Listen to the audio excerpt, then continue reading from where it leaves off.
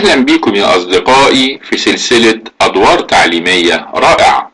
فكرة السلسلة بنستضيف أحد الأبطال العالميين اللي بيحلل أحد أدواره الرائعة، وكل دور بنتعلم حاجة جديدة وفي نفس الوقت بنستمتع بلمسات جميلة في عالم الشطرنج. يلا نشوف الفيديو. فيديو رقم 19 مش هنستضيف فيه لاعب مشهور، ولكن هنستضيف دور مشهور. الدور ده بين 2 لاعبين مغمورين في الدنمارك، ولكن خرج من الدور صراع رائع وانتهى بموقف نادر في الشطرنج. مش هفسد المتعة بوصفه لك، ولكن مجرد مشاهدة الدور بيعتبر متعة عقلية مذهلة. الأبيض كوفرسيتش، الأسود أندرسون في الدنمارك 1953 بافتتاح طابق فيينا. يلا نشوف الدور. E4 E5 Knight C3 Knight F6 Bishop C4 Knight takes E4. الأسود بيضحي قطعة على أساس إن الأبيض لو أخدها بيلعب D5 وبيستعيد قطعته مرة أخرى، ولكن في الدور ده الأبيض كمل Queen H5. الأبيض بيهدد بتشيك ميت على مربع F7، وفي نفس الوقت عاوز بيدا E5. كمل الدور نايت D6. الحصان بيرجع وبيحمي بيدا F7.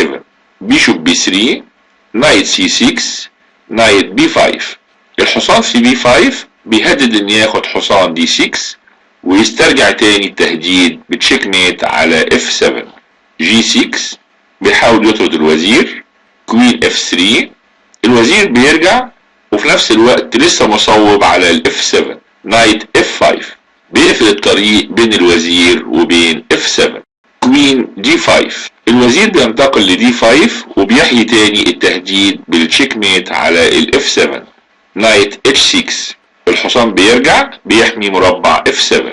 D4. الأبيض بيلعب D4 وبيفتح الوتر للفيل، ودلوقتي الأبيض بيهدد إن ياخد حصان H6 وبعدين تشيك ميت على F7.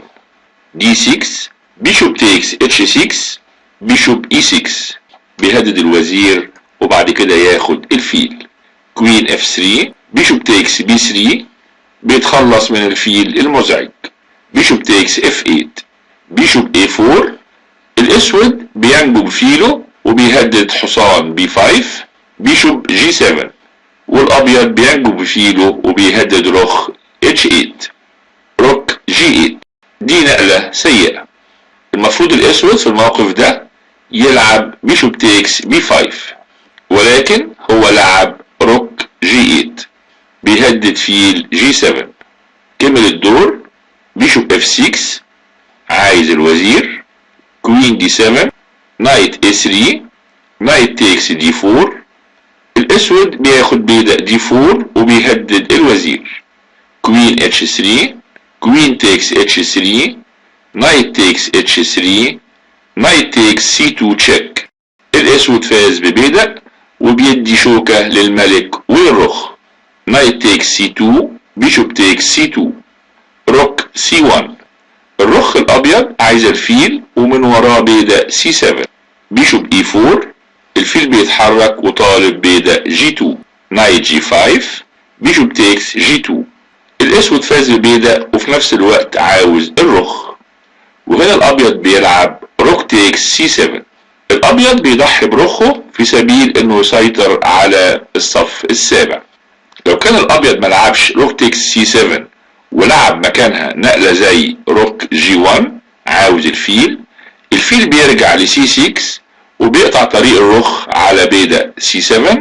ودلوقتي الأبيض ممكن يكمل نايت تيكس H7 وبيكمل كينج D7، ولكن في الموقف ده الأبيض لعب روك تيكس C7 وساب الرخ.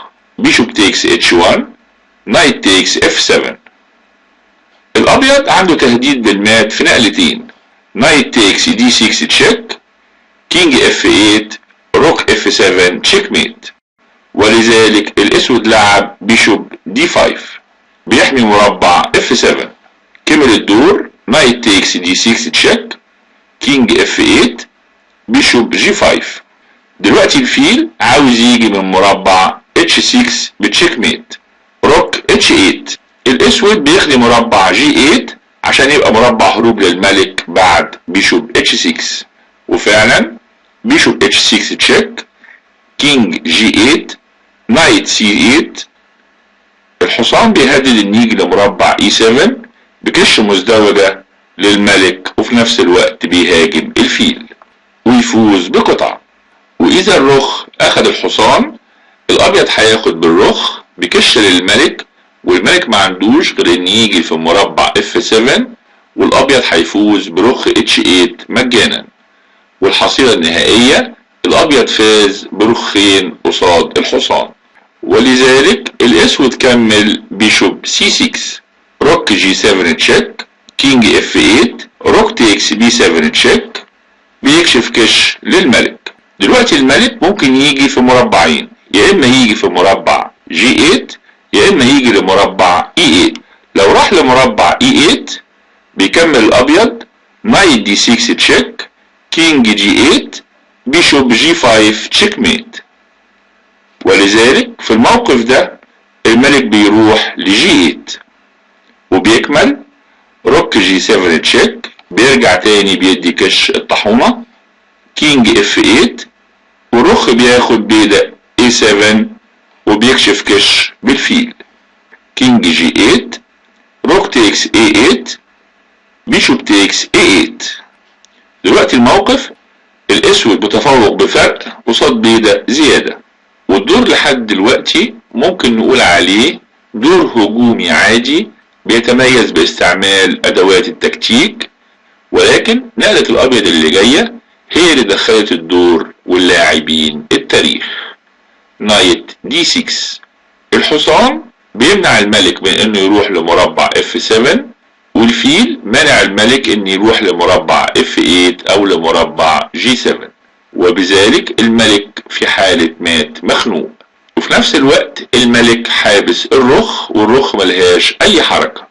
الفيل على مربعات بيضاء، بينما الحصان والفيل والملك الابيض على مربعات سوداء، ولذلك الفيل مش ممكن يهددهم. خطة الابيض بسيطة جدا، وهو ان هيتحرك بالملك على المربعات السوداء الى ان يصل الى مربع E7، وهنا هيحرك الحصان الى مربع E8 ثم الى مربع F6 بتشيك ميت للملك الاسود، او هيحرك الحصان لمربع E4 ثم الى مربع F6 بتشيك ميت للملك الاسود.